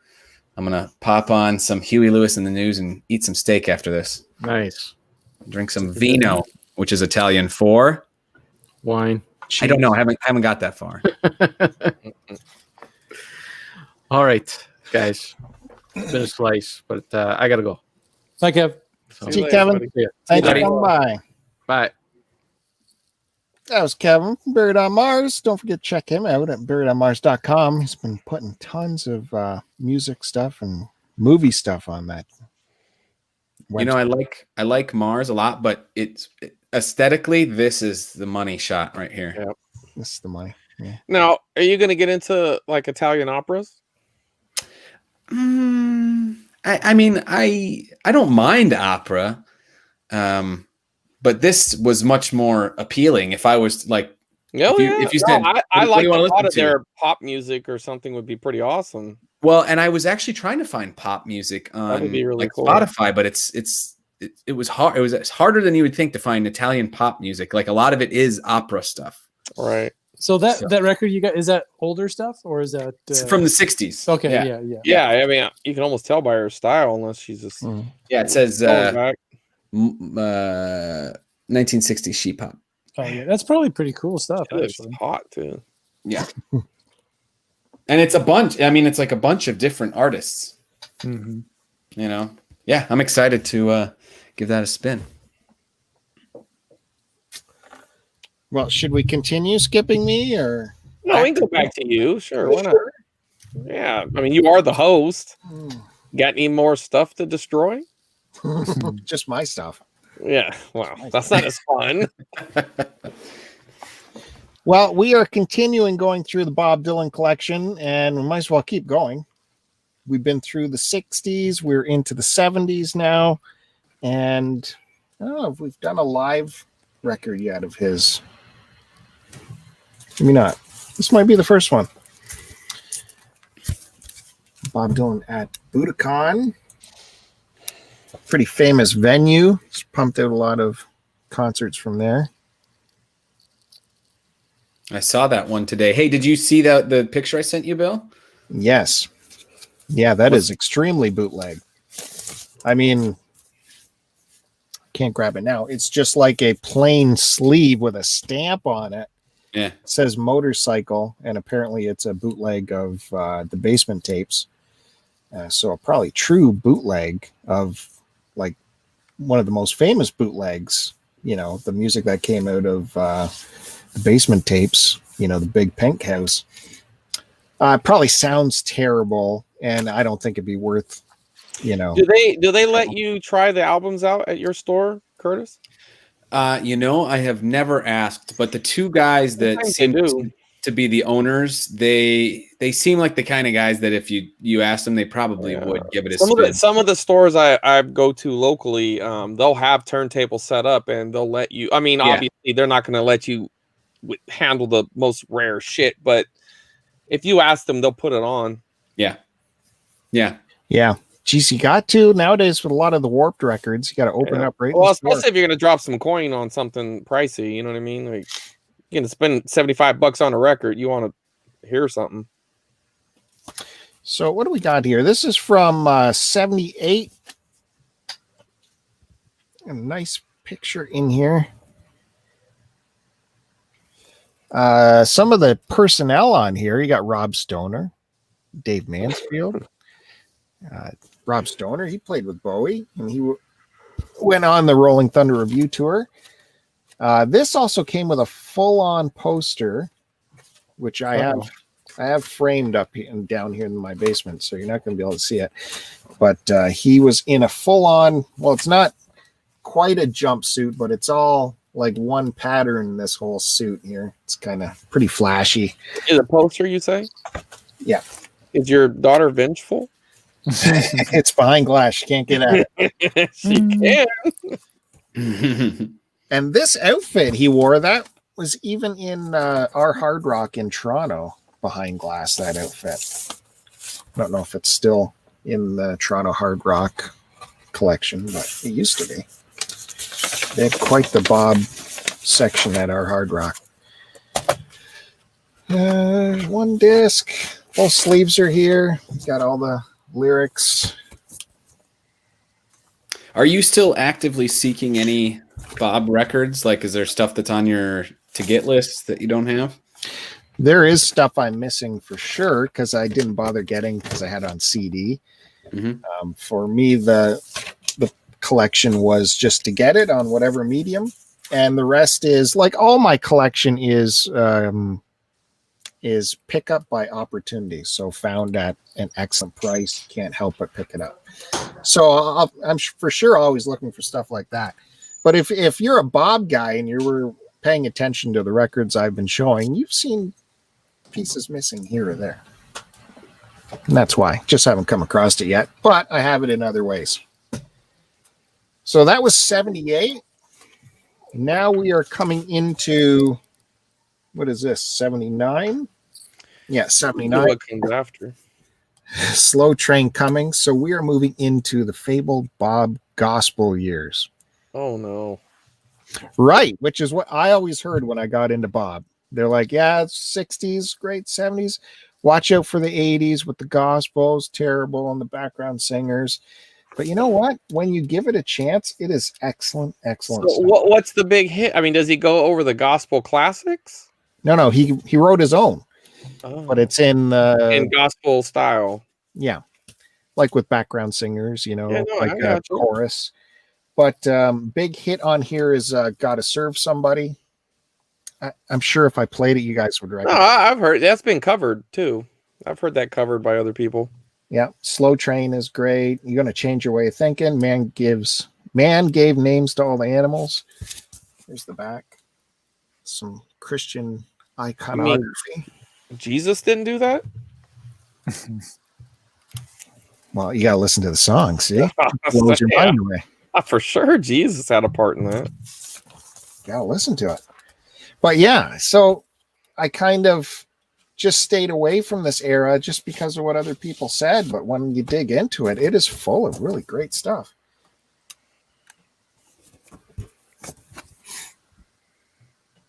And, you know, so what if Bob, you know, went the Jesus route at this time? He was still pumping out great music. And I don't know if you guys are aware, like when he would do live shows during the gospel period, he would actually stop the music and give like a sermon from the stage. He would like give a 15-minute chat. That's not good. No, it is wild stuff. Did they have any like bootlegs of that stuff? Those recordings? For sure. I bet that's amazing.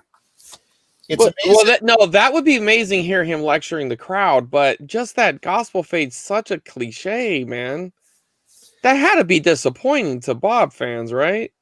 Yes, that's what I mean. I mean, it's like Elvis and Johnny Cash and almost every country singer put out a gospel album. Does he have a Christmas album too? Yes. Oh, fuck me, man. Really? Yes, he has a great Christmas album. Yeah. Oh my God. Of course, it's great. Great Christmas album. Actually. What the fuck? To get back to the gospel bootleg shows, it is great because you get to hear that audio of him doing this lecture, but the audience is so aggressive towards him and catcalling and yelling and telling him to play rock and roll and, you know, all this. Now, isn't he known for like leaving the stage and shit? Like, no, how can he put up with that shit? He put up with that? This is Bob Dylan, man. Like in the 60s, they did the same thing to him when he plugged in. So he's just rolling with it, huh? With the audience. He doesn't give two shits about you as an audience. He's going to play you what he wants to play. That's respectable. I mean, I can respect that, but fuck, man. You might see a bootleg come up. I might put one up where has his lecture in it, and the audience is so aggressive towards him. It's crazy. It is. Like, Matt, can you imagine going to one of your favorite death metal bands, and then they just start reading Bible verses to you? I mean, how long would you stick that out? Would you do it just for the fun of it, or? I don't know. It's a good question. Now, he didn't like do Bible verses. He would just talk. Well, you know what I'm saying. He's praising he's speaking the word, is he not? He would relate Jesus to what's happening in the world. Like he would relate it to what's happening in the Middle East. Well, it's a true sermon then. Yeah. It's very interesting. It's very interesting. So was he like trying to? What brought him to that? He had a come to Jesus moment. Yeah, it's called going broke or something. He probably was getting. Was this after a divorce? Well, yes. Quite a And way. now you know why? Because those are cash grabs. You get the rubes the gospel rubes. They'll be like, "Oh, Bob Dylan's got one of these. Let's buy it." He made money on this tour. There is no way. Not the tour, but the well, okay. I mean, I guess that's where the money is in the tour. He made money. People still want to see him. Yeah, but I think the Rolling Stones could put out a gospel tour and people would still sell it out because you're still seeing them before they die, kind of thing. I'd go. Yeah, I mean, I could see it, but fuck, I mean, I can only imagine the catcalling would be awesome, though. Yeah, I'll maybe I'll put that in. Depends if there's. I mean, you seem like you got a pretty good audience for. That last one hit pretty hard, man. You're up to what? Almost 60,000 views. Yeah, maybe I put out another one this week if you guys want to check. Oh well, okay. The last one, the one that got the Rolling Stone rub. Yeah, that helped for sure. That was a pretty good deal. But I mean, these gospel albums, they still rocked. Like he would do that lecture, and the lecture would immediately pound into a rock song. Like on here is Solid Rock, Saving Grace. So was his band on board with this, or? I mean, obviously they kind of had to be, but yeah, they put together. Now, was that a band, or is that just like what's the name of that album, Bill? Saved. Yeah, well, see, now this gotta be on Spotify or something. I'm kind of interested in this. This album is great. Yeah, Solid Rock is really good. In the Garden, Saving Grace. Are You Ready? It's good stuff. I'm not pleased that I stayed away from it for so long. Still electric guitars. They're still killing it. He still had a great band. If you find it in your heart, can I be? We're gonna get in trouble. He's gonna play the whole shit. What are you talking about? Yes, I owe you some kind of apology. Well, that's not the rock. It's not rocking. Well, that's Saving Grace. Solid Rock. Is this the rock one? Yeah, that's Solid Rock.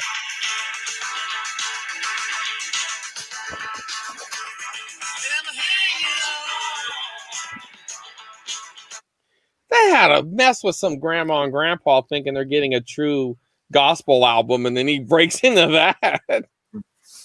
Yeah. That song didn't sound bad, though. That's good. That started off pretty good. That's what I mean. Recorded at Muscle Shoals Sound Studio. That's a pretty famous studio there. Some cool stuff. What year was that? That was 79?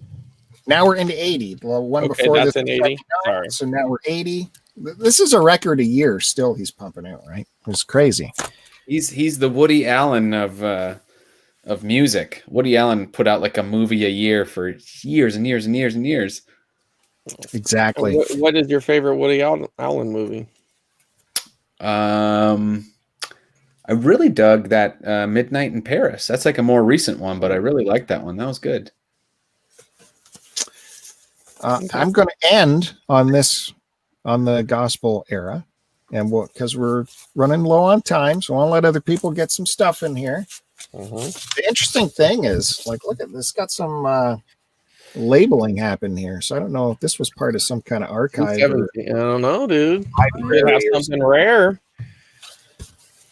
There you go. Got the rare issue. Got to get it graded.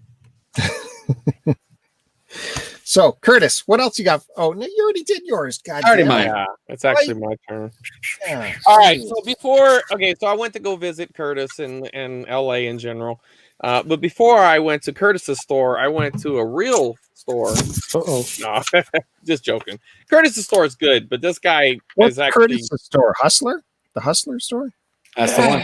Yeah, that's the one. He's got nudes. So I picked up this Kirby Adventure. It's just the box, but the guy hooked me up $20, in which, in all honesty, everything in his store is very frustrating. The name of the store is called Game Hogs, which I like the name. I thought that was kind of, I don't know if it's clever, but it definitely memorable. But so you go and you find something on the shelf. It's because he hogs all the games. Yes, on the fucking shelf where you could get access to. I'm holding it. He's, oh no, that's not for sale.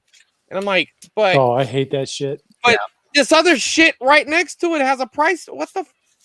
So he had some really, really good shit that he wasn't going to sell, which was a little disappointing. And then some of the other stuff he was selling was too close to the margins for me. But this was, I'll buy that all day for 20. This box is super clean too. The funny thing is when I walked over to him, I said, this doesn't have the game in it. And he just, oh, okay. And he was just going to put it. I'm like, no. I still want to buy it.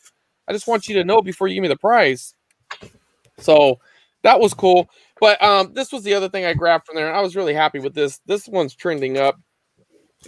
So you got the Mario Bros, but it's on Atari.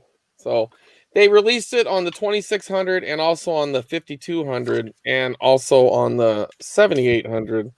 So I got them all, but I didn't have it boxed. And this is kind of neat. Even got I don't even know what he's doing. He's pissed off, peeking around the corner. I don't know, but it's just kind of neat. And definitely caught him slipping on that one a little bit. I'm probably about I did. It goes for about $50 more than what he wanted, but it wasn't like I got it for 10. I still paid $70 for it, but it's definitely trending up. And then so then I finally made my way to Curtiss's, and it was very nice of him. He had some freebie stuff for me, and he actually gave me 2 of these, but one's on the shelf. But so this is cool because it came in. I'm not going crazy on these, but if I could find unique ones like this Video Vault one, and then on the back it has the Contra Force instructions, which is really cool. And then of course he gave me a couple of duck hunts, which was nice, and then a little personal message. And I forgot to put it in the post. I didn't even notice it wasn't in there until you said something, and I was like, "Fuck." I had it too. It must have just misclicked it. I thought you weren't doing it on purpose. I was like, no. I was pissed off when I saw it. I instantly was like, fuck. And you can't edit on. You can't go back like that. No, but I'll put it in a future post. I'll just make it seem like you gave me another one and whatever. And a couple other cool things. These are just weird, random shit. But so when you first got your Wii and PlayStation 3, before they kind of figured out, the intranet, if you wanted to get the Netflix software, you had to have these discs. So you would install the software on your systems, and then you can stream, which is weird because you figure it would be just as much just to download it, but I don't know. I guess people's internets were shitty. And he gave me a couple cool manuals. These were good. And this one's a little tricky, so I appreciate that. I appreciate them both, but this one's a little tricky to get. Appreciate that there, Curtis. And then I kind of kicked myself for not getting this the last time I was at his store, but his boss didn't want to play ball. I was trying to do some trade-in, and he was low-balling the shit out of me, and I can understand how it works, but I also understand what's going to sell, and obviously I was right, because it still didn't sell, and it'd been 7-8 months ago? It's called COVID, Chris. Okay, it's a little more it's called this shit was in your store prior to that for a long time too, but it doesn't matter. Doesn't matter. I still got it, and I made more money than I would have if I traded with them. But I got this little Castlevania Legends here. This is the hardest Castlevania to find on the Game Boy. Nice. And so it kind of completed my. Well, it didn't. It exactly completed my Castlevania set for the Game Boy. You mean your subset's complete? Yes, my subset is complete. And he gave me the homie hookup. He, don't want to put him on blast. This is going live.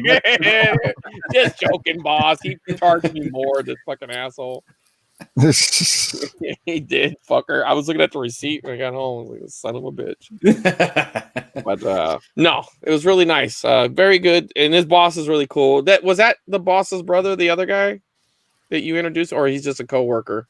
That was the boss. Oh, that was the boss. Oh, so the other guy was not the boss, the one I was haggling with the time before? If that's 1A, the other one's 1B. Well, 1B is nah. I ain't feeling 1B. 1A is pretty cool. That guy was cool. I think I dealt with him before on some shit, but and it doesn't matter. They're all nice guys. It's a cool store. It just sucks that you guys got shut down so hard there, but I know it's limited space, so I totally understand. Yeah. It kind of sucks. They fucking really got a stranglehold on you guys over there. But what's weird is that fucking Game Hogs. I mean, he had a mask thing for sure. He definitely, they all wore masks, but it's like, I don't know, man. I think we had like 6 or 7 people in the store at one time, and I'm looking at his space isn't that much bigger than your entire store. He has like 2 stores. It's a double building, but either way, he's getting too much stuff. Game Hogs is a ripoff. Go to World 8, much better. So, trying to help out Curtiss, but yeah, and the other one, oh yeah, here's their. Here we go. So this was the other one Curtiss gave me, and he slapped a little sticker on there. So there you go. Look at this mint label. Only the best from Curtiss. That's why I put the sticker on that one. Yeah, I know. I don't care. At least it doesn't smell like fucking cigars. Fucking cigars, man. All right, go on, you, Matt. It's up to you, buddy. Yeah, Right. like this. Round this out. Let's get some. Get some records. Get some records going. Sure.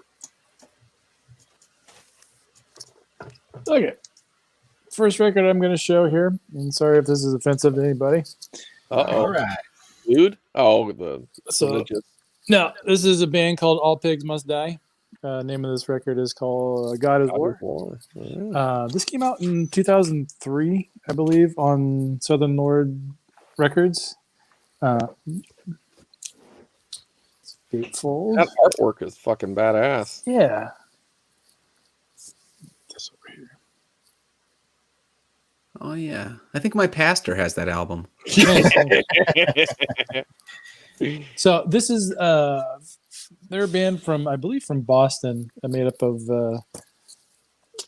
that local music scene. There is Ooh. they share a lot of members, a lot of bands. This was, I don't know if I said it was released on Southern Lord Records. This is kind of a mix of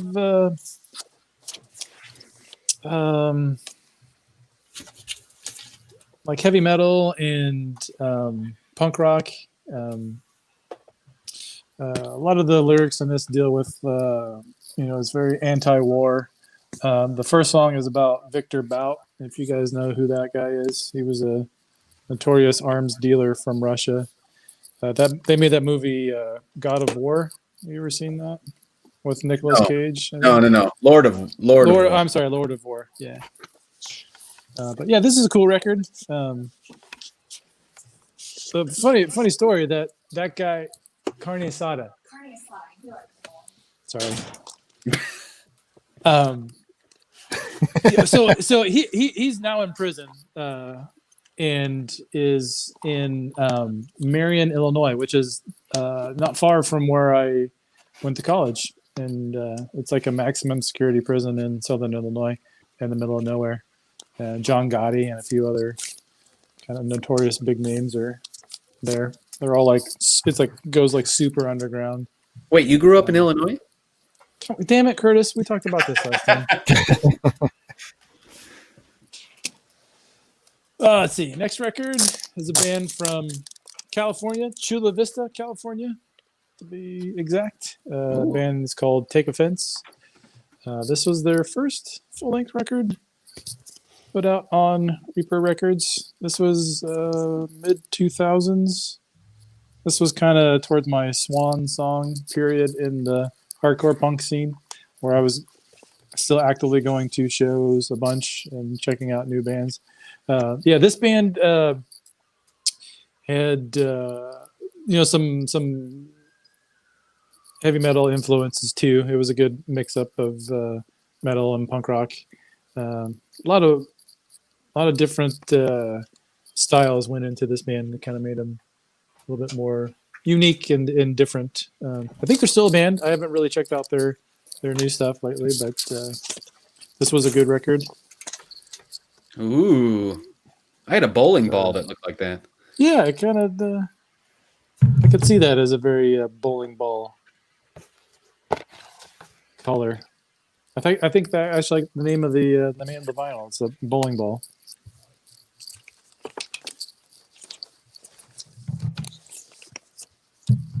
You guys ever been to Chula Vista down by Yep. San Diego?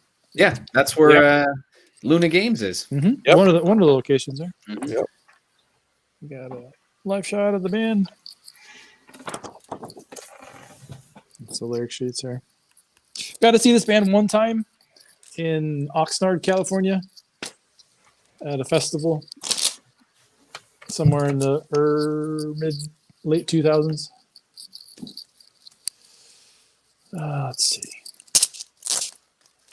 Next record I pulled was a band from Chicago called Plan of Attack. The name of this record is called The Working Dead. This is their first and only full-length record. They split up not too long after this record came out. Plan of Attack was a band I saw a ton in Chicago, and friends with the members of this band. I've probably seen this band play more than any other band I've ever seen live. They would play almost on a couple times a month. Yeah, it was a great band. Ton of tracks on that. Yeah, there's 17. I'm sorry, was it 17 or 18? Yeah, 18 tracks. Yeah. Wow.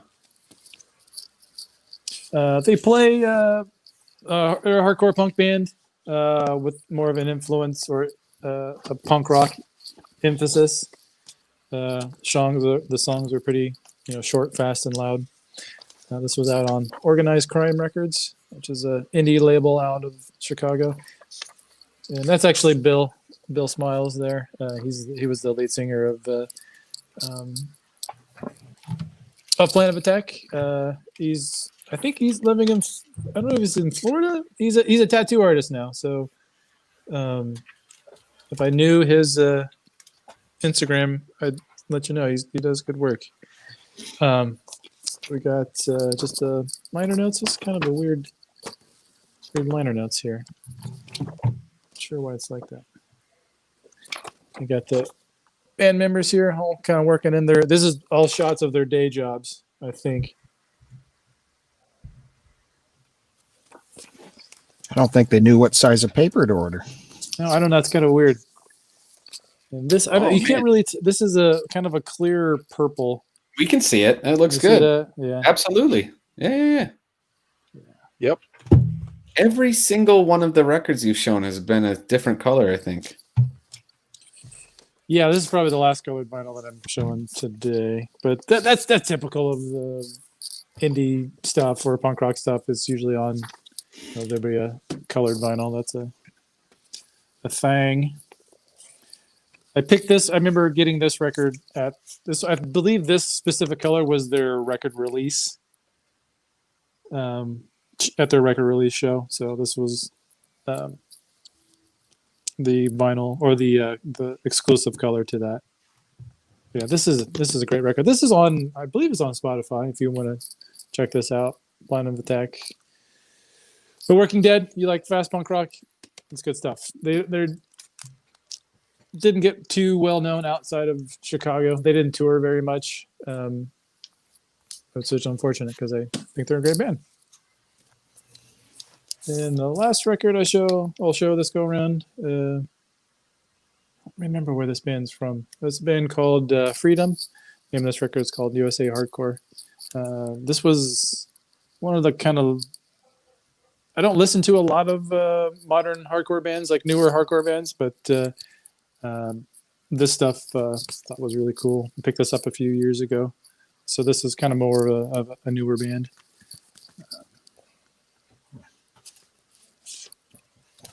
And this you have another sleeve, and I believe this is just on black vinyl. This is put up by Triple B. Triple B is a really cool label out of Boston. They release a lot of cool stuff.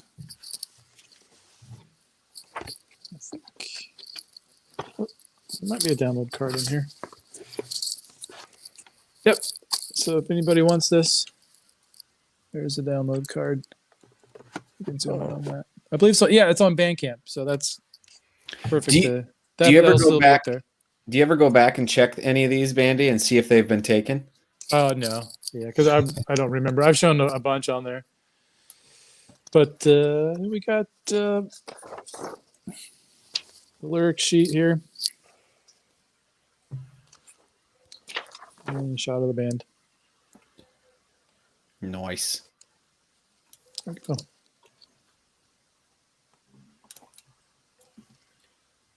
They are fond of each other. Yeah. Fun loving guys. There you go. Cool. Denise came by to say hello. She says she's not going to joke too much because we don't know that she's joking. Oh. I know. Just because Kevin knows he plays it dry. If you're talking about Kevin, Oh, he's not even here. Nobody likes him anyway. well, That's good she's here because it came back around to my turn again, just like I didn't think it'd get back hey, to me. before you do it, let me tell you something real quick. I just realized that this stupid cigar smelling game is fucking badass. Do you Oh, notice anything weird? Hold on. The seal there. It's a misprint. Yes. Whoa. I'm telling you, I got like fucking almost 500 of these, and there ain't one like that. It looks like the sticker it like rubbed off and like moved to the No, side. It's weird. Well, I don't know how, but I mean, it's Yeah, like I a don't know mess how up that because went. this is electric printed. It's not actually. Chris, you yeah. got to get that WADA graded now. I'm going to. Now I got to fucking swap the case because he signed the fucking back. I'm going to swap it with another one and be like, hey, thanks for these, but different thing. I got this one. I hate him to feel bad. I hope he didn't notice it. Now he's going to be like, I watched your vinyl show when you were talking Yeah, about how I wow. smoked too many cigars. Oh, well, see, I did a trick. See, this isn't the same backing. It's I'm Right. just quick with it. No, but yeah, I'm going to get that water graded. What do you think of that? Let us What a know. guy. Yeah, exactly. Anyways, go ahead, Bill. Sorry, I didn't mean to steal your boring thunder. No, it's hey, boring because I left off a gospel album. I know. I'm just joking. You know, I think you're entertaining. So let's get back to the gospel, guys. Yes. Yeah, Denise, you missed all the goods. He's in the gospel era. Dude, I am excited I can't tell you how excited I am to actually listen to that. I listened to 3 Bob albums like a week ago or whatever, but I'm most excited to listen to this saved one. Wow, interesting. I don't know why. I really am.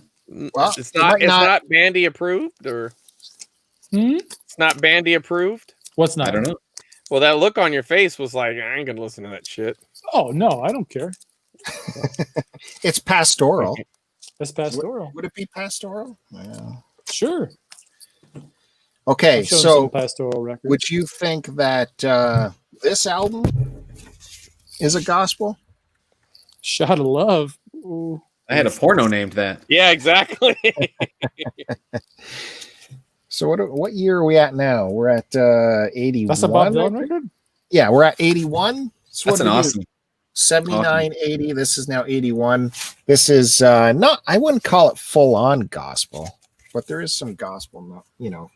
It's It like is- goth. Like goth. It's considered his gospel era, but it does have a song for Lenny Bruce on there, which isn't entirely, you know, Christian. Got the same, a lot of the same personnel is still on here, including Donald Duck Dunn shows up for this one. Donald Duck Don? Yeah, Duck Dunn. You know, he was part of the Blues Brothers band. Oh, okay. The guy who's always smoking the pipe, Duck Dunn. And yeah, the cover is just wild. It's bursting with color. Yeah, it's a good cover. Like a What do they Liechtenstein. call that? The like Pointillism? pop- no, Point- not point. Like the Pop art, Liechtenstein. pop art. Yeah. Yeah. Again, some great songs on there. Heart of Mine, Lenny Bruce, In the Summertime. Like they just wrote it down there.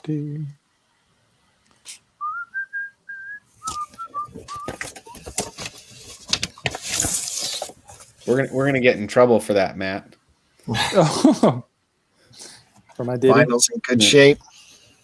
So this Columbia Records did highlight these albums in one of their bootleg series, which did get a special presentation video on this channel, but I can show you it here right now.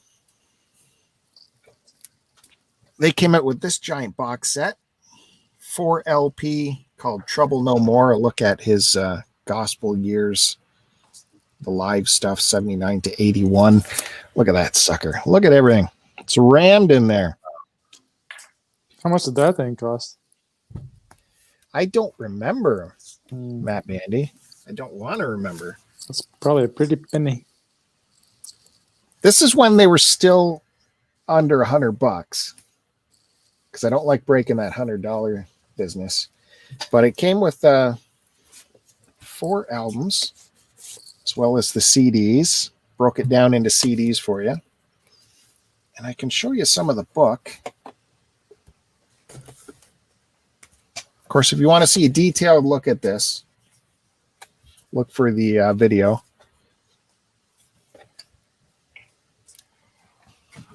Gorgeous book.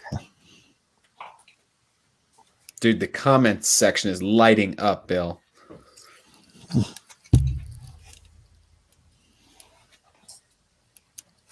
And one of his most famous concerts during this time, because it was shot professionally, just never released, was in Toronto. Shot professionally, just didn't get a pro release or an official release. But it got heavily bootlegged, like all of his stuff. So, yeah, this is a really great package. Denise commented on my shirt. Thanks, Denise.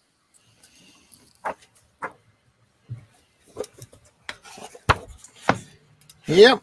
Oh, isn't that something? The concert I just released, the bootleg I just released this past week, is from this same theater, the Uptown Theater in Kansas City. Of course, mine was from 2002, and this is from 1980. That reminds me of the album "Don't Shoot the Piano Player" by Elton John. Looks similar. I wonder if that was the Uptown. Mm-hmm.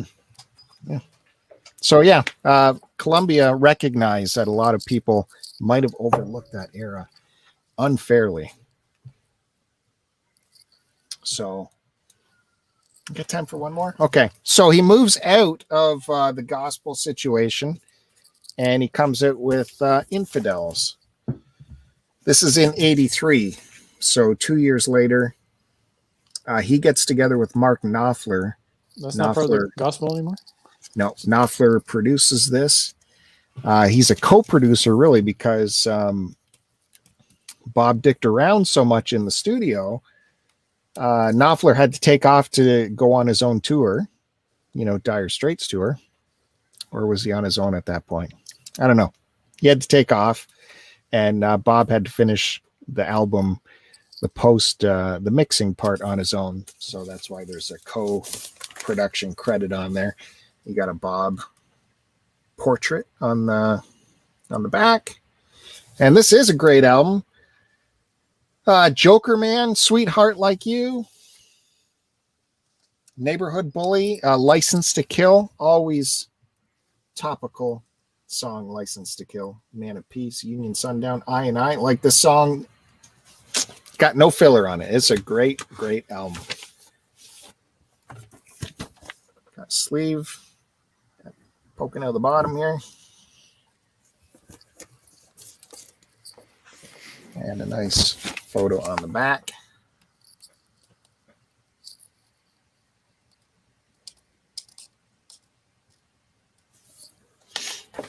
This is sleeve doesn't know what to do here. Bill can dish. Maybe it's designed that way. I don't see any No, it's designed that way. It's not ripped. That's open, and this side is open. Oh, there was glue there. Yeah, it is built condition. Just get a glue stick. Fix it. Sure. So there it is, Infidels. Denise says Neighborhood Bully is about Israel, which is this shot here, right? This is Israel on the back. On the back. Am I right? Sure. Yeah.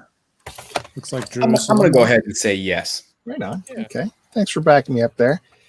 Denise says, I, very spiritual, not religious. There's a big difference between the two. Yeah, Bandy. Love Infidels. There's not blatant spirituality, but there's still just more cryptic, religious stuff in there. Anyways, that's where I'll end the Bob stuff this week because we're running out of time. And we will come back with the next Bob live album. See if you guys know what that is, but that's what we'll start with next week when we come back. Yeah, that's your trivia. That's your trivia for next week. So, Curtis, anything else you want to finish us off with? Or yeah, why not? I didn't get to show any of my actual stuff. I just showed. I got to show Joski, Brown Phobia. Come on. I'll show a couple L's that I teased last week. Huh? How about that? Yes. Well, sorry to take up your time. I didn't realize you didn't get into your actual library. I only showed my pickups and my adjacents. So, boom. This is my favorite Led Zeppelin album. It's the best. There's no debate. We all agree. Oh, was that you, Bandy? That was me. Right, rock's pretty hard. What's your favorite Zeppelin album? Houses of the Holy. Okay, that's a really good one. Down. That's a really good one. But two would be my second favorite. Yeah, this one it's just hit after hit after hit after hit. It's so good. It's so good the whole way through. Ramble On is my absolute favorite. Is it Moby Dick that's the stumbling block, Matt Bandy? Oh no, as a kid, I thought Moby Dick was cool. I grew up playing drums since I was in like the 3rd grade, so I thought Moby Dick was cool when I first heard it. But yeah, now I kind of see it's kind of silly, but I just House of the Holy. You really can't go wrong with Zeppelin because pretty much every one of their albums is awesome. But the only other one I own is your standard Led Zeppelin 4, which is famous for having Stairway to Heaven on it, the greatest rock song of all time, right? Uh-oh, I feel ephemera. Or maybe I don't. Yes, I do. Wait, yeah. Should be something in there. Now, the reason this is cool. So it's got that. Then it's got some. This is like some Matt Bandy level stuff. Look at that font. That's true. Yeah, I like it. But see, what I love about this album is one of my favorite Zeppelin songs is on here, and that's Black Dog. That's a good one. That's a good one. So, pretty standard stuff. Phenomenal. I should actually play this. I haven't done this album in a while. So what say you? Should I end it there or should I keep going? You can keep going. Or unless you don't want to, spread yourself too thin. No, why don't I wanted to show some Zeppelin, so I feel satisfied. We can move on or skedaddle or whatever we need to do. Well, Mother Brain's got to go to bed, so she's telling us it's time. Okay. Well, then if Mother Brain's gone, if we lose Mother Brain, then what's the point of doing this? Exactly. She hanged with us through all that. So applause to her. Thank you very much. Chris Roberts taking an important phone call. If you have any Super Mario Bro Duck Hunt games, you look up Chris Roberts Hold on on a second. Instagram or Twitter and send it to him. Hey, 'cause look, he has a my big daughter project. had a geometry question. All right.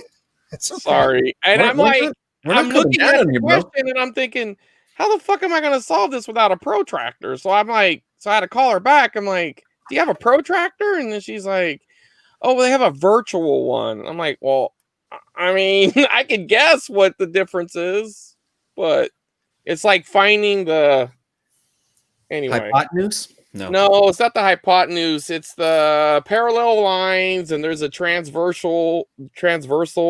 You got to find the difference. There's 3 lines. One is this number, one's that number, and X is what? Without a damn protractor, how the hell am I going to figure this out? You bring everything to this show under the sun and the kitchen sink, except for vinyls. Well, dude, you weren't in on the early ones when I was breaking out all the juicy vinyls. Oh, well. That's why I Anyway. always promote Chris Roberts. Check him out. Instagram, Appreciate that. Twitter, TikTok, YouTube, everywhere. Okay, look, without the protractor, I don't know what to tell you. All right, I'll have to call you back. All right, bye. All right. Denise I thought wants we were to know doing what- this fucking basic. What's that new math called? You know, Bandy. Common Core. They do geometry and Common Core. I don't know how they expect my daughter to do this virtual learning without a fucking protractor. Yeah, that's so Geometry? Come on. All right, go ahead, Bill. You were promoting me. I already did twice. Oh, That's okay. enough. Yeah. What's Randy's cat's name? That's a cool This- cat. Yeah, this is ravioli. Ravioli. You know, Ravioli. Yeah. I speak a little Italian. Mhm. So we Chef recently got two kitties in October. We adopted 2 kitties, and my daughter wanted to keep. They were all there was in the litter. They named them all different, like fettuccine, ravioli, linguine, all the different cats in the litter. The people who were fostering them until they got home named them all that, and my daughter wanted to keep that name, so that one stuck. But the other one is a black and white, and I don't know where he is right now, but his name is Willow Ufgood. Cool. Yes. Any problems with them and furniture? Nope, all good. My kids bug me every day to get another cat, but I was hesitant because to get 2, we got 2. Yeah, you know, they're brothers or litter mates, whatever. But because we recently lost our cat, who we had for about 16 years, and I didn't want to get 2 cats, but I'm so glad that we did because it makes things a whole lot easier. So if you're gonna get a cat and you've never had a cat before, 2 is the way to go. It sounds crazy, but they entertain each other. And It's one step closer to being a cat lady. it is. well, anyone watching, stay tuned to this channel because tomorrow you will get an episode of STC Pod, Start to Continue podcast. Will happen live on this channel tomorrow. With God the famous Joe? With the famous Joe will come by. You never know what kind of mood we'll get or what we'll get or how long it'll be, but there'll be something here tomorrow night, hopefully. And don't forget to keep an eye on this channel for some live music uploads. That's always fun. And I'm going to have as well another unboxing from a friend who sent me a box. So another box. We'll see what's inside. That'll be exciting. Nice. It's about this big. It's got multiple things in And there. if the contest winner is listening, your brush is on the way. I should have just bought you a brush in your local Providence or wherever the hell you live because it was like $25 American to ship it to you. But hey, you know what? A deal's a deal. Yes. And I appreciate it. No, it's fine. I knew what I was getting. I thought it would. I was thinking statistically it'd be someone in the United States. I didn't realize you had such a eclectic group of listeners. Vast. Yeah. Huge. Yes. Oh, we could have just. Next time we're not going to do it live. Curtiss is heading over there at some point. Well, is he though? Where am I going? Over to the UK. Oh yeah. Mhm. He'll Be there at some Eventually.